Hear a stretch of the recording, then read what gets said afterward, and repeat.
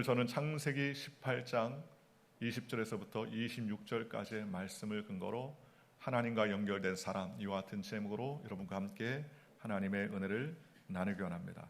우리가 살면서 이 땅에 내가 원하는 일들을 경험하면 참 좋겠지만, 그러나 내가 원치 않는 일들, 내가 경험해보고 싶지 않은 일들, 또는 내가 당함으로 말미암아 여러 가지 혼란을 초래하는 일들이 많이 있습니다. 코로나의 사태가 그랬으며, 또 우크라이나의 전쟁이 우리에게 그러한 일들입니다. 또 그뿐만 아닙니다. 팬데믹 상황을 지나면서 이제는 물가도 많이 오르고 여러 가지 상황이나 사회적 환경, 또는 아시안 혐오 범죄나 각종 총기 사고, 이와 같은 것들을 경험하면서 참 이민자의 삶, 우리가 사는 세상이 쉽지 않다는 사실을 점점 더 깨닫게 되는 것 아니겠습니까? 그런데 인류 역사에 이런 위기나 어려움은 항상 존재해 왔었던 것을 우리가 알 수 있습니다. 전쟁이나 각종 질환이나 또는 전염병으로 인하여 고통과 고난을 당했던 일들이 항상 있어 왔음을 우리가 알 수 있습니다. 예수님도 마찬가지죠. 예수님도 이 삶 가운데 하나님의 아들로 오셨지만 평범한 삶, 안락한 삶이 아닌 십자가에서 몸을 찢고 피를 흘리시는 죽음을 경험하시고 제자들과 함께 동고동락했지만 바리새인들과 제사장들의 압박과 또는 비난과 힐난 가운데서 어려움, 엄청난 문제들을 경험했었던 분이었다는 사실을 우리가 알 수 있습니다. 오늘 우리가 읽은 창세기 18장에도 소돔과 고모라 성에 불과 유황으로 심판받기 전에 엄청난 죄악과 혼돈의 삶이 있었다는 사실을 오늘 성경을 통해서 우리에게 말씀해 주고 있습니다. 저는 오늘 이 말씀을 통해서 하나님과 연결된 사람이란 제목으로 여러분과 은혜를 나누기 원합니다. 첫째로, 우리의 삶의 문제와 어려움, 상황과 어떤 어려움과 환난 가운데서 우리는 죄악과 싸우는 인생이 아니라 하나님과 연결된 인생이 되는 저와 여러분이 되어야 될 줄로 믿습니다. 오늘 성경 보면 항상 죄는 우리를 시끄럽게 하고요, 우리를 부르게 됩니다. 오늘 본문 20절에서부터 21절은 성경이 이렇게 말합니다. 야훼께서 또 이르시되 소돔과 고모라에 대한 부르짖음이 크고 죄악이 심히 무거우니 이제 내가 내려가서 그 모든 행한 것과 과연 내게 들린 부르짖음 같은지 그렇지 않은지 내가 보고 알려하노라 그랬습니다. 소돔과 고모라의 부르짖음이 크고 죄악이 심히 무겁다라고 말씀했습니다. 죄악과 이와 같은 문제, 어려움이 있을 때 부르짖음이 말도 못하게 크게 됩니다. 하나님이 들을 정도로 크게 되는 거예요. 우리도 경험할 수 있는 것처럼 평화롭고 순조로울 때는요 조용합니다. 자동차를 몰아보면요, 자동차가 문제가 없고 평안할 때는 소리가 잘 안 납니다. 조용합니다. 엔진 소리만 납니다. 그런데 뭔가 문제가 있으면 소리가 틀려져요. 뭔가 문제가 있으면 이상한 소리가 납니다. 그렇지 않습니까? 엔진이 고장나면 덜덜덜 거리기도 하고, 또 문제가 생깁니다. 타이어가 바퀴에 바람만 빠져도 소리가 심상치 않고요, 몸만 들어가도 펑크가 나면 문제가 생기는 것 아니겠습니까? 지난주와 이번 주에 미시간과 토론토를 오가면서 정말 하이웨이에 얼마나 많은 이 타이어 터진 그러한 그 타이어 조각들이 많은지요. 그러니 이렇게 어려움이 있을 땐 부르짖음이 크는 것이죠. 가정이나 사회나 국가나 단체도 마찬가지입니다. 조용할 때는 평안합니다.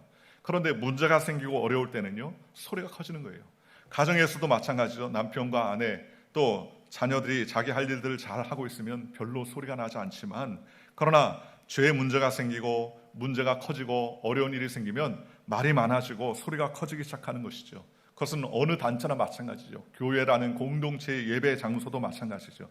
하나님의 말씀에 순종하고 그 주님의 뜻대로 살아갈 때는 순전하고 조용하지만, 그러나 어딘가 불의하고 불공평이 있으면 서로 소리가 나고 시끄럽고 또 어려워지는 경우가 얼마나 많이 있습니까? 죄의 특징은요 브레이크가 없기 때문에 항상 이 말 저 말 다 쏟아내고 내가 문제다 정죄하며 판단하는 일들도 얼마나 많이 있습니까? 정신적인 스트레스로 또 온 에너지를 다 옳고 그름의 원리로 해결하기 위해서 쏟아내다 보면 진짜 우리가 붙들어야 될 진리보다는 오히려 선악을 상대함으로 말미암아 피곤해지는 경우가 얼마나 많이 있습니까? 이럴 때에 우리 믿음의 사람은 옳다 그르다 맞다 틀리다의 문제에 휩싸이는 인생이 아니라 하나님을 붙잡고 하나님께 나아가는 인생이 되시기를 주님의 이름으로 축원합니다. 예수님도 고소와 고발당하고 무리들 앞에 신물당할 때에도 마치 놀라울 정도로 말씀을 아껴주시지 않습니까?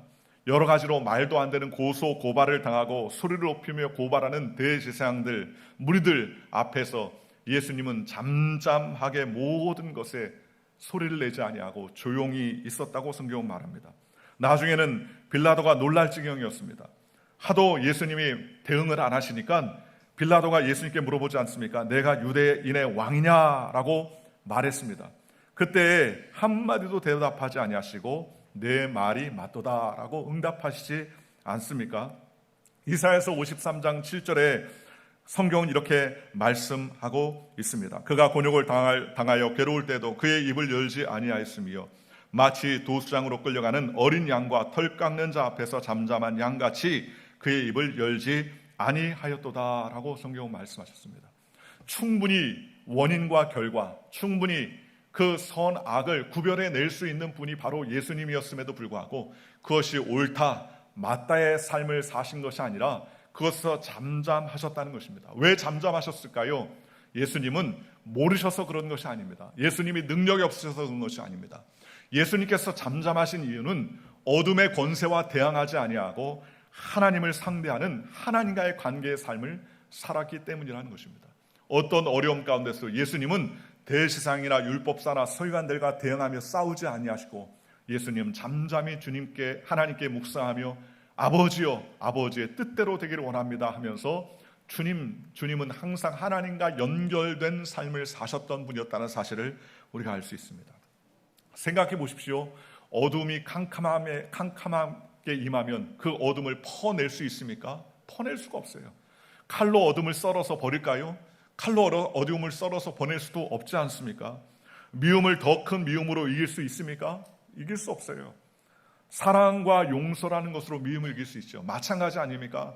어둠이 물러가고 밝은 빛이 들어올 수 있는 단 한 가지의 방법은요, 어둠을 상대하는 것이 아니라 빛을 모셔오는 것이죠.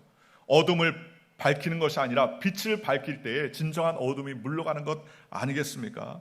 우리나라의 민족의 영웅 중에 한 분이 이순신 장군 아닙니까? 이순신 장군은 임진왜란의 그 국가적 위기 상황 앞에서 정말 혜성처럼 등장해서 정말 12척 가지고서 많은 배들을 이기고 승리를 얻고 임진왜란을 잠잠히 시켰던 민족의 영웅이었는데요. 어렸을 때는 그냥 민족적인 영웅이라고 생각했는데 그 이순신 장군의 일대기나 역사를 공부하다 보니까 이순신 장군이 수많은 모함을 당합니다.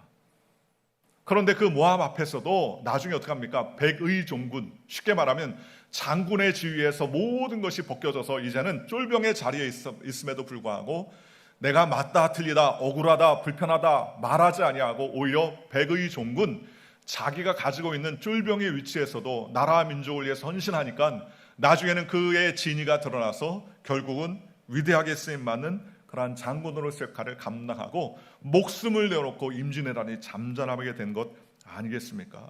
일반적으로 세상을 불행하게 하는 사람은 이 사람 저 사람의 잘못을 들추어내는 사람입니다. 잘했다 못했다 맞다 틀리다를 나중에 매일같이 그것을 곱씹고 곱씹으면 세상이 조용해지고 세상이 깨끗해지는 것이 아니라는 거예요. 그러나 반대로 세상을 잘 사는 사람은 선악으로 판단하거나 비평하는 것이 아니라 하나님 안에서 믿음으로 대하고 하나님 안에서 하나님과 상대하기 때문에 모두가 다 하나님께 영광 돌리며 은혜 가운데 살아갈 수 있도록 주님께서 붙잡아 주더라는 것입니다. 그러니 오늘 우리는 옳고 그름의 원리로 세상의 것을 판단하고 그것을 상대하거나 문제를 묵상하거나 문제에 대해서 골똘해하거나 문제를 가지고서 상대하는 인생이 아니라 하나님께서 나와 함께 하신다는 사실, 하나님과 연결되는 믿음의 백성이 되어 주님을 의지하는 저와 여러분들 되시기를 주님의 이름으로 축원합니다. 오늘 성경에 나왔던 소돔과 고모라 성을 구원하시는 하나님의 방법도 그 선악과 죄악의 구분으로 말미암아 그 성을 구원하는 것이 아니었다는 거예요. 그 죄를 분석하고 비판하고 죄를 상대함으로 말미암아 하나님께서는 소돔과 고모라를 판단하신 것이 아니라는 거예요. 오늘 성경에 보니까 하나님은 오직 누구를 찾으셨습니까? 바로 의인을 찾으셨습니다. 의인이란 누굽니까? 여러분, 세상에 의인은 없나니 하나도 없다고 그랬습니까? 여기에서 의인을 찾을 수 있나요? 없습니다. 남들보다 조금 잘하고 남들보다 조금 도덕적으로 살고 남들보다 조금 괜찮게 살고 남들보다 조금 선하게 살 수 있을지 몰라도 하나님 앞에서 의인은 없나니 하나도 없다고 성경은 말씀하지 않았습니까? 그런데 성경에서 말하는 의인은 무엇입니까? 바로 하나님을 붙잡는 인생, 하나님과 연결된 인생이 진정한 의인 아니겠습니까? 하나님과 함께 연결로 말미암아 하나님의 의가 자기에게 연결된 사람, 그 사람이 바로 의인 아닙니까? 하나님은 아브라함을 의로 여기셨다고 그랬는데 왜 의로 여겼습니까? 성경은 그가 하나님의 말씀을 믿으니 이를 그의 의로 여기셨다라고 말했습니다. 하나님의 말씀을 믿으니까 하나님이 아브라함을 그를 의로운 자라라고 그렇게 칭했다는 거예요. 행위나 무슨 행동을 해서 의로워진 것이 아니라 하나님의 말씀을 믿으니까 하나님께서 그를 의인이라고 칭해 주셨다는 것입니다. 오늘 저와 여러분도 마찬가지입니다. 하나님이 찾으시는 사람은 의인인데 그 의인은 어떤 사람이냐? 하나님의 말씀을 믿는 사람, 하나님과 연결된 사람을 찾는다고 성경은 말씀해 주셨지 않습니까? 아무리 좋은 비싼 전자제품도요, 전원과 연결되지 아니하면 시간이 지나면 무의미하고 무용지물 되는 것이 얼마나 많이 있습니까? 오늘 저와 여러분도 마찬가지입니다. 하나님의 형상과 존재로 지음받은 인간임에도 불구하고 하나님과 연결이 끊어지니까 의가 문제가 생기고 죄악 가운데 헤매지 않습니까? 우리가 하나님과 연결되고 믿음으로 연결될 때 진정으로 하나님의 놀라운 은혜 가운데 살아가는 하나님의 백성이 되더라는 거예요. 야곱 보십시오. 야곱은요, 속이는 자, 얼마나 야곱 같은 일을 많이 했는지 이름이 야곱입니다. 야곱이라는 말은요, 속이는 자라는 뜻이에요. 형의 장자의 복을 나중에 빼앗아서 받은 후에 그는 야반 도주할 때 베델에서 환상 가운데 하나님을 만나고 베개하던 돌을 세우고 마지막 남은 기름을 부어서 하나님께 소원 기도를 합니다. 그렇게 하나님과 연결됩니다. 그리고 나자 그는 행위로서 사익 같은 야곱이라 할지라도 그는 삼촌 라반의 집에서 복을 얻게 되고 야곱은 믿음의 조상이 될 수 있었지 않습니까? 요셉도 마찬가지 아닙니까? 종으로 팔린 보디발의 장군의 집에서나 억울한 누명을 씌워서 그가 죄수들의 감옥에 들어갔을 때에도 어떤 삶을 삽니까? 나는 그렇게 하지 않았습니다. 나는 억울합니다. 나는 잘못이 없습니다. 그러면서 자신의 의를 드러내는데 상대하지 아니하고 하나님을 붙드는 인생, 하나님과 연결된 인생으로 살기 시작하니까 나중에 전화위복의 기회가 일어나고 하나님께서 그를 높이시게 하고 형통하게 하는 복을 얻는 것 아니겠습니까? 죄를 상대하고 의를 상대하는 것이 진정한 복이 아니라 죄악과 의의 삶 속에서도 하나님을 상대할 때 하나님께서 복을 주시고 은혜를 베풀어 준다는 사실을 우리가 알 수 있다는 것입니다.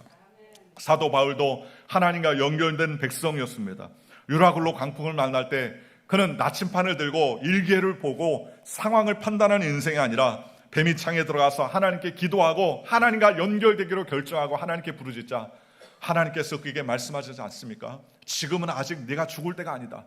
이 배 안에 있는 모든 사람 276명의 생명을 너의 손에 붙였느니라 라고 주님 말씀해 주시고 한 명도 죽지 아니하고 살아날 수 있다고 주님 명령을 받게 되고 주님과 연결되자 그는 그 유라굴로 광풍이 끝나지 않은 속에서도 사람들에게 당당하게 말하면서 어젯밤에 나와 함께 하신 하나님 그가 나에게 이렇게 말씀하셨도다 라고 말하면서 276명은 이제부터 사도 바울의 말을 선장과 선주의 말보다 더 철석같이 믿으며 그들이 다 구원함을 받지 않습니까? 오늘 저와 여러분도 마찬가지입니다. 환난이 심하고 어려움이 심하고 변화가 심한 이 일상 가운데서 우리가 세상의 환난이나 상황이나 일들을 상대하면 승리할 것 같지만 아니에요. 세상의 환난이나 위험과 어려움을 상대하면 반드시 망할 것이지만 우리가 세상의 환난과 어려움을 상대하는 인생이 아니라 하나님을 상대하며 하나님과 연결되기를 기억하고 하나님을 붙잡으면 하나님께서 바로 주님께서 우리를 인도해 주시더라는 것입니다. 예수님의 십자가는 바로 우리의 죄를 해결하시고 거룩한 하나님의 연결을 이루는 플러스의 신호 아니겠습니까? 오늘 저와 여러분이 하나님과 연결되면 반드시 승리하게 되는을 믿으시기를 주님의 이름으로 축원합니다. 로마서 1장 17절에 기록된 바 오직 의는 믿음으로 말미암아 살리라 함과 같으리라 라고 말씀하셨습니다. 예수님의 말씀을 붙잡고 믿음으로 살아가면 주님께서 반드시 승리의 삶을 해결해 주신다고 주님 붙잡아 주시다는 것입니다. 여러분 잘 아는 것처럼 제가 아들이 둘이지 않습니까? 둘 다 이제 대학에 들어가가지고 하나는 미시간으로 가고 하나는 난 곳 토론토가 그렇게 좋아서 토론토로 갔습니다. 똑똑하기는 제가 볼 때는 조금 성적이나 여러 가지 경험으로 볼 때는 큰애가 더 좀 잘 나가는 것 같았어요. 근데 가만히 보니까요, 오히려 환경이나 여러 가지 정황에 도움을 많이 받는 애는요, 둘째가 더 도움을 많이 받더라고요. 큰애는 여러분이 아시는 것처럼 거기서 열심히 공부해서 전액 장학금으로 열심히 공부하고, 또 이번엔 조교도 되고, 또 스타트업에 취직이 돼서 여러 가지 일을 하고 있어 잘 나가는 것 같은데, 근데 데려다 두면요, 혼자예요. 아무도 아는 사람이 없습니다. 혼자 밥해 먹고 혼자 뭘 하고, 짐도 제가 다 데려다 줘야 돼요. 이번에 둘째를 데려다 보니까 제가 토론토에서 알았던 집사님들이나 성도님들이 같이 도와주고, 같이 함께 해주고, 같이 방 잡는데 애써주고, 목사님 걱정하지 마세요, 제 자식처럼 돌보겠습니다, 염려하지 마세요, 그러면서 오늘도 교회를 가는데 누가 픽업해서 데려간다고 연락이 왔어요. 그래서 머리로 똑똑한 것, 자기의 능력도 중요하지만 누구와 함께 연결되느냐가 참 중요한 인생 아니겠습니까? 오늘 저와 여러분도 마찬가지입니다. 나와 함께 연결된 자가 어떤 사람이냐에 따라서 우리의 인생이 바뀌는 것 아닙니까?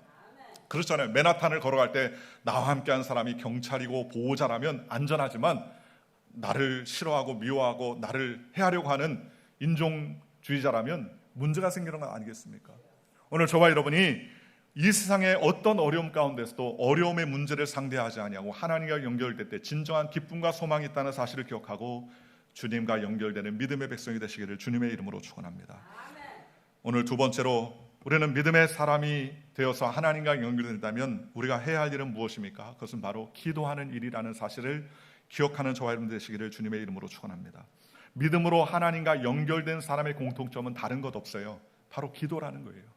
기도로 하나님과 연결됩니다. 애써서 수고해서 하나님과 연결되는 것이 아니라는 거예요. 오늘 본문 아브라함도 하나님께 소돔과 고모라를 위해서 중보 기도하는 내용이 나옵니다. 오늘 우리가 읽은 내용은 50명까지 찾겠다는 내용이지만 그 뒤에 구절에 보면요, 하나님께 부르짖고 기도하던 아브라함이 간구하는 내용을 잘 볼 수가 있다는 것입니다. 창세기 18장 25절에 주께서 이같이 행하심은 의인을 악인과 함께 죽이심은 부당하오며 의인과 악인을 같이 하심도 부당하나이다. 세상을 심판하시는 이가 정의를 행하실 것이 아니니까. 야훼께서 이르시되 내가 만일 소돔성 가운데서 의인 50명을 찾으면 그들을 위하여 온 지역을 용서하리라 라고 말했습니다.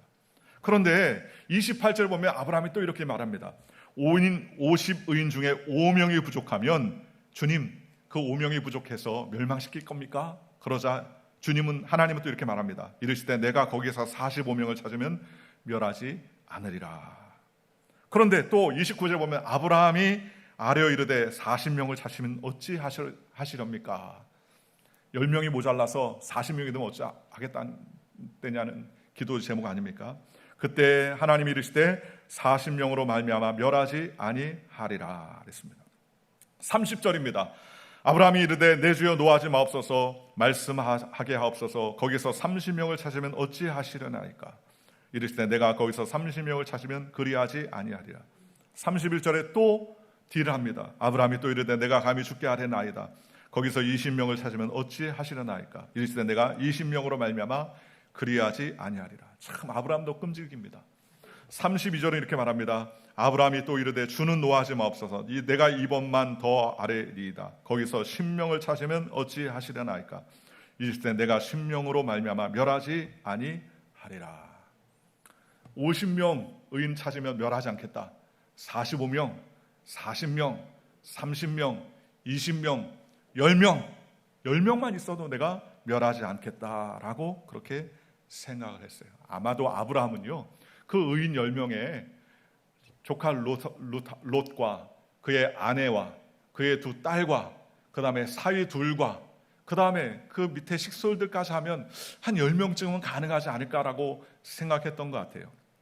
이렇게 끝까지 매달리는 기도, 이것이 바로 아브라함의 중보의 기도였지 않습니까?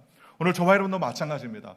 우리가 해야 할 일은 다른 것 없어요. 기도하는 것이 바로 진정한 승리의 길이라는 사실을 기억하는 저와 여러분들 되시기를 주님의 이름으로 축원합니다. 진정한 하나님의 형제요 제자가 누굽니까? 그건 바로 하나님과 함께 동행하고 예수님과 함께 동행하는 자들이 아닙니까? 진짜 중보 기도하면 하나님의 의미를 알게 하고 나의 고집과 자아를 내놓고 하나님의 은혜 가운데 거할 수 있는 믿음의 삶을 사는 것 아니겠습니까? 그래서 남을 위해서 기도할 때 하나님께서 더 크게 역사하시고 남을 위해서 중보할 때 하나님의 변화와 역사를 주님 허락해 주는 것 아니겠습니까? 사실 오늘 아브라함의 중보 기도는 받기 어려운 기도 아니었습니까? 왜냐하면 하나님의 공의에 호소하는 기도였기 때문에 의인이 찾을 수 없다는 것이에요. 그런데 모세는 어떻습니까? 모세는 응답을 받았습니다. 이스라엘의 우상숭배의 죄를 범하여 하나님이 그들을 멸할 때에도 모세는 공의가 아닌 하나님의 사랑에 호소하며 하나님 앞에 기도하며 간구하자 하나님께서 응답하십니다. 출애굽기 32장 11절에서 14절에 보면 하나님께서 이렇게 말씀하셨습니다. 모세가 그의 하나님 야훼께 구하여 이르되 야훼여 어찌하여 그 큰 권능과 강한 손으로 애굽 땅에서 인도하여 내신 주의 백성에 진노하시나이까? 어찌하여 애굽 사람들이 이르기를 야훼가 자기 백성을 산에서 죽이고 지면에서 진멸하려는 악한 의도로 인도하여 내었다고 말하게 하시려나이까? 주의 맹렬한 노를 그치시고 주의 뜻을 돌이키사 주의 백성에게 이 화를 내리지 마옵소서. 주의 종 아브라함과 이삭과 이스라엘을 기억하소서. 주께서 그들을 위하여 주를 가리켜 맹세하여 이르기를 내가 너희 자손을 하늘의 별처럼 많게 하고 내가 허락한 이 온 땅을 너희의 자손에게 주어 영원한 기업이 되게 하리라 하셨나이다. 야훼께서 뜻을 돌이키사 말씀하신 화를 그 백성에게 내리지 아니하시니라. 하나님께서 애굽 땅에서 이스라엘 백성 민족을 이렇게 이끌어 가시며 결국 죽이면 하나님은 좋은 곳에서 끄집어내서 광야에서 죽이시는 분이야 라고 오해하지 않겠습니까? 그러니 이 백성을 불쌍히 여기옵소서. 그는 목숨을 고 하나님께 기도하자 하나님께서는 뜻을 돌이켜서 그들을 멸망치 않으셨다고 성경은 말씀하고 있다는 것입니다. 오늘 저와 여러분도 마찬가지입니다. 이스라엘의 우상의 죄, 하나님 앞에서 진노하여 죽을 수밖에 없는 죄임에도 불구하고 하나님께 기도하고 간구하자 하나님께서 모세의 기도에 응답하시고 하나님께 영광 돌리는 믿음의 삶을 살 수 있도록 주님께서 축복하시는 것을 우리가 잘 알 수 있지 않습니까? 오늘 중보 기도, 하나님 앞에 부르짖는 기도의 백성이 되시기를 주님의 이름으로 축원합니다. 남을 위해서 기도하고 나를 위해서 기도하고 형제와 가족을 위해서 기도하고 자녀를 위해서 기도하면 하나님께서 변화와 역사를 허락해 주시더라는 것입니다. 오늘 성경에 우리가 읽은 18장 그 다음 19장에 보면 이렇게 성경은 말씀하고 있습니다. 롯이 소알에 들어갈 때 해가 돋았더라. 야훼께서 하늘 곧 야훼께로부터 유황과 불을 소돔과 고모라에 비같이 내리사 그 성과 온 들과 성에 거주하는 모든 백성과 땅에서 난 것을 다 엎어 몰아쳤더라. 그런데 성경이 이렇게 말합니다. 하나님이 그 지역의 성을 멸하실 때 곧 롯이 거주하는 성을 엎으실 때에 하나님이 아브라함을 생각하사 롯을 그 엎으시는 중에 내보내셨더라. 누구를 생각했다고요? 롯을 생각했어요? 아닙니다. 누구를 생각했어요? 아브라함을 생각해서 롯을 그 엎으시는 성 중에서 내보내주셨다는 거예요. 롯이 잘해서가 아닙니다. 롯이 의로워서가 아닙니다. 롯이 퍼펙했어도 아니고요. 롯이 완벽해서 아닙니다. 그럼에도 불구하고 롯이 구원받을 수 있었던 이유는요, 아브라함을 생각하사 그렇게 말했습니다. 아브라함을 왜 생각했습니까? 아브라함이 롯을 위해서, 그 가정을 위해서 열심히 중보하고 기도했지 않습니까? 그러니 하나님은요, 롯을 봐서는 엎어버리실 것인데 아브라함을 생각하니까는 하나님께서 롯을 불쌍히 여겨서 하나님께서 그 가정을 구원해 주신 것 아니겠습니까? 오늘 저와 여러분도 마찬가지입니다. 우리를 보면 소망이 없지 않습니까? 내가 내 자신을 보면 소망이 없습니다. 희망이 없습니다. 절대 절망 아닙니까?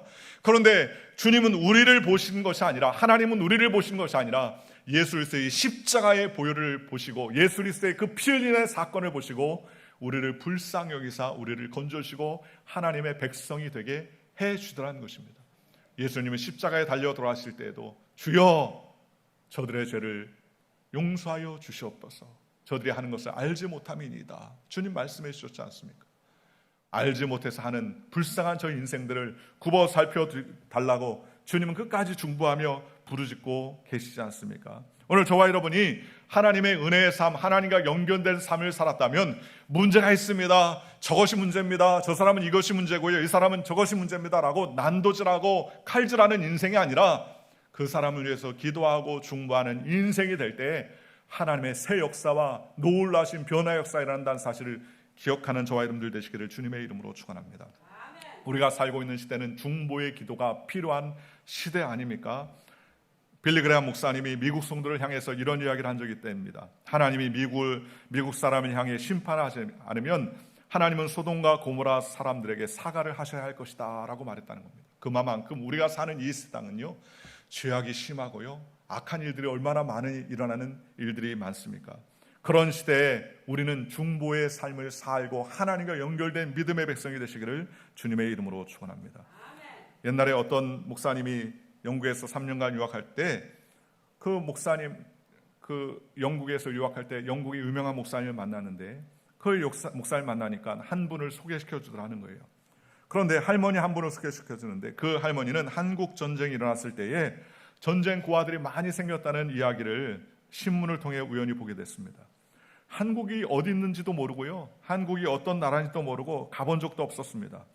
근데 그분은요, 그때부터 신문을 오려가지고 벽에 붙여놓고요, 항상 대한민국을 위해서 기도했다는 거예요. 한 번도 가보지도 않은 나라, 어디에 붙어있는지도 알지 못하는 나라, 그런데 전쟁으로 말미암아 고아가 득실득실 많고 어려움이 있는 나라라는 사실, 파괴된 한국의 절망적인 상황, 고아들을 위해서 중보 기도를 시작했다는 겁니다. 1950년도에 시작된 기도가 그 이후로 50년 이상 그분이 돌아가실 때까지 일평생 대한민국 고아들을 위해서, 대한민국을 위해서 기도하고 한국을 위해서 기도하는 것이 자신의 사명이라고 생각하고요, 일평생 다른 나라도 아니고 코리아, 대한민국을 위해서 일평생 중보하며 기도했다는 것입니다.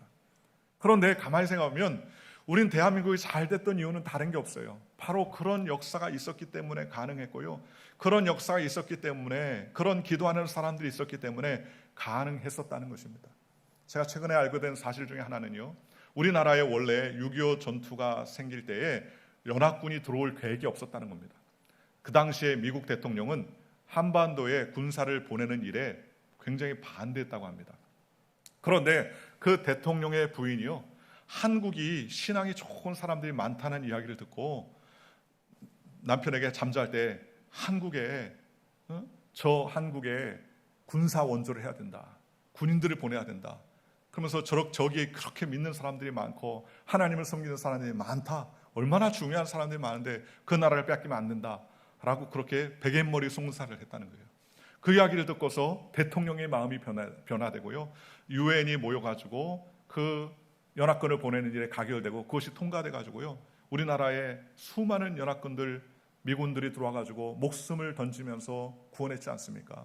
어떤 일들이 일어나는 것에는 반드시 그것을 위해서 중보하고 기도하고 그것을 위해서 간구하는 사람들이 있기 때문에 가능하다는 것입니다. 오늘 저와 여러분도 마찬가지예요. 대한민국이 잘 될 수 있는 것은 국가 경영을 잘해서의 능력도 있겠지만, 그러나 하나님 앞에 대한민국을 위해서 기도하고 나라 민족을 위해서 기도하지 않습니까? 생각해 보십시오. 대한민국이라는 나라가요, 정말 외세 침입을 엄청나게 많이 받았지 않습니까?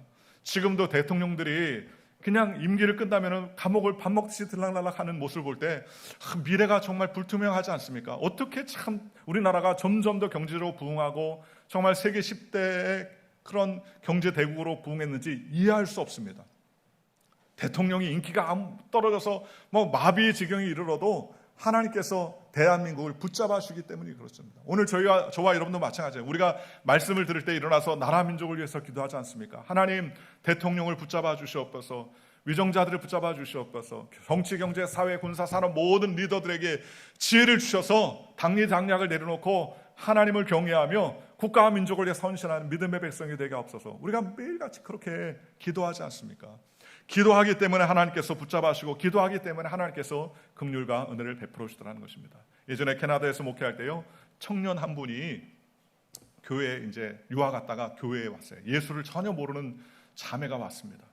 그런데 나중에 이야기를 들어봤더니, 그 자매님이 나중에 이야기를 들어봤더니 자기가 굉장히 좀 쇼킹했던 것 중에 하나가 있었다는 거예요. 무엇이 쇼킹했냐 그랬더니, 교회에 들어와서 보니까는요, 이 캐나다 런던이라는 지역에서 목회하시는데 그 교민들이 모여가지고 기도하는데 예배 전에, 그러니까 설교 듣기 전에 나라 민족을 위해서 열심히 기도하더라는 거예요. 자기는 충격을 먹었다는 거예요. 아, 예수 믿는 사람이 이렇게 고국을 떠나서 멀리 떨어져 있는 곳에서 대통령을 위해서, 위정자들을 위해서 기도하고 중보하는구나. 그날 무슨 설교 듣는지 하나도 생각이 안 나는데, 이 캐나다 땅에서도 한국에서 이민 오신 우리 이민자들이 이렇게 대통령을 위해서, 정부를 위해서, 나라 민족을 위해서 이렇게 불철주야 기도하는구나, 그 마음에 큰 감동을 느꼈다라고 그런 이야기를 하는 거예요. 런던 지역에 있는 개교의 문제를 놓고 기도해도 얼마나 많을 텐데 나라 민족을 위해서 기도하는구나 하는 감동과 감격을 느꼈다는 이야기를 들은 적이 있습니다. 오늘 저와 여러분이 기도하면 하나님께서 변화시켜 주시고요, 기도하면 주님께서 역사를 베풀어 주시고, 기도하면 하나님께서 기적을 베풀어 주십니다. 기도하면 하나님은 응답의 사람을 붙여주시고, 기도하면 연합되어 하나님과 함께 동행할 수 있도록 주님께서 새 힘을 허락해 주시는 것입니다. 오늘 저와 여러분들이 중보하는 믿음의 백성이 되시기를 주님의 이름으로 축원합니다. 세상의 문제나 잘잘못을 따지거나 그것을 평가하는 그러한 사람이 아니라 그 문제 앞에서 하나님과 연결되어 주님께 중보하고 기도하며, 주님, 이와 같은 삶의 복을 허락하여 주시옵소서, 주님 은혜를 더하여 주시옵소서, 하나님께 기도하는 저와 여러분들 되시기를 주님의 이름으로 축원합니다. 아침에 일어나면 태양빛이 거의 무한대로 쏟아 내려오지 않습니까? 그러나 아무리 무한대로 쏟아 내려오는 그 태양빛도 우리의 창문을 탁 닫고 커튼을 쳐버리면요, 햇빛이 절대로 안 비친다는 거예요. 내가 태양빛이 될 수는 없지만 커튼을 열고 창문을 열면 태양빛 아래 거할 수 있는 것 아니겠습니까? 우리가 성도로서 해야 할 일이 바로 여기 있다는 거예요. 중보 기도하며 하나님께 간구하는 것은 쏟아지는 하나님의 은혜에 막고 있는 커튼을 치워내고 창문을 활짝 열어내고 하나님의 은혜의 빛이 들어오게 하는 것이 바로 중보의 기도요, 하나님의 역사임을 저와 여러분이 기억하시기를 주님의 이름으로 축원합니다. 제가 여러 번 예화로 드렸지만 미국의 목사님 두 분이 항상 모여서 은퇴하신 다음에 기도를 했었다고 하지 않습니까? 그런데 그 이야기를 들으면 참 감격이 돼요. 두 분이 모여서 어느 날도 그 목사님 한 분 집에서 열심히 기도하는데 그 한 목사님이 방언을 하면서 캔디 쿠키를 하더라는 거예요.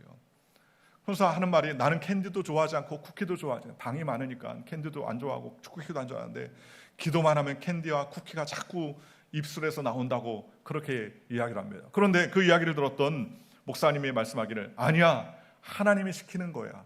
왜냐하면 내 손녀가 하나의 이름이 캔디고 둘째 이름이 쿠키이기 때문에 아마 하나님께서 기도를 시키나 보다. 그러면서 열심히 캔디 쿠키 하면서 하나님께 기도했는데요, 정말 한 30분 후에 캔디와 쿠키가 집에 들어왔는데 그 들어오는 사이에 큰 교통사고가 나서 죽을 뻔한 상황 가운데서 하나님께서 역사해 주셔서 정말 보이지 않는 손이 그들을 탁 밀어서 잔디밭에 그렇게 밀어내줘서 그들의 생명이 살았다는 거예요. 나중에 그걸 따져보니까 자기네들이 캔디 쿠키 하면서 부르짖던 기도 가운데 하나님이 역사하셔서 인도해 주시더라는 것입니다. 정말 우스운 얘기지만요, 베트남의 전투에 나갔던 한 미군 병사가 있었답니다. 그 어머니가 정말 신실한 신앙인이었고 그 형제도 역시 믿음을 잘 지키는 신앙이었는데 베트남 전투에 나갔다는 겁니다. 전투에 나갔다가 나중에 베트콩 적군들에게 포위당하게 됐어요. 포위당해 꼼짝없이 똥삥 둘러가지고 총을 가누고서요, 죽이겠다고 총을 쏘려고 그러고 있는데 이젠 죽었다, 이제 소망이 없다 그러면서 하나님 하고서 눈을 감고 손을 들었는데 어머니가 생각이 나더라는 겁니다. 그런데 갑자기 무슨 힘이 생겼는지 춤이 막 나오더라고요. 춤을 추게 되더라는 거예요. 춤을 얼마나 한참 췄는데 나중에 정신을 차려보니까 그 베트콩들이 한 사람도 없이 다 죽었더라는 거예요. 총을 쐈는데 총알을 싹싹 피한 거예요. 춤을 춘 게 총알을 피한 겁니다. 나중에 알고 봤더니 어머니가 그를 위해서 그렇게 밤에 부르짖고 기도하고 하나님께 방언으로 중보하고 간구했더라는 겁니다. 정말 우스운 얘기 같지만 중보하는 백성의 기도를 하나님께서 응답해 주시고 책임져 주시더라는 것입니다. 문제가 있을 때, 어려움이 있을 때 문제를 상대하고 그 어려움을 상대하며 우리가 아무리 묵상해도 해결할 방법은 우리에게 있지 않습니다. 우리에게 해결 방법이 있는 것이 아니라 하나님께 있음을 기억하고 우리는 하나님과 연결된 인생이 되시기를 주님의 이름으로 축원하며, 그 하나님과 연결된 인생은 하나님께 부르짖고 기도하는 백성이라는 사실을 기억하고 주께 부르짖고 기도하는 저와 여러분들 되시기를 주님의 이름으로 간절히 축원합니다. 기도하겠습니다.